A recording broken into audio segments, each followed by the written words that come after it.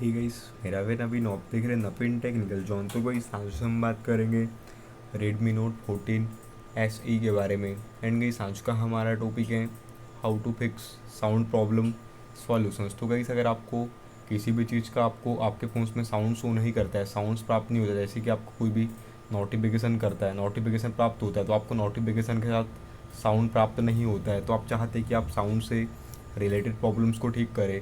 तो guys video को last तक देखिए एंड समझिए। एंड अभी तक आपने हमारे चैनल को सब्सक्राइब नहीं किया है तो प्लीज़ सब्सक्राइब कर दीजिएगा।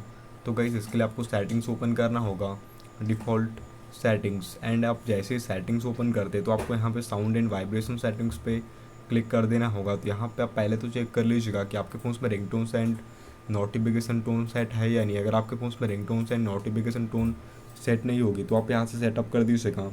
एंड यहाँ से आप एडजस्ट कर दीजिएगा वॉल्यूम्स को, media volume, ringtones volume, alarm volume को यहाँ से आप फुल इंक्रीज़ कर दीजिएगा।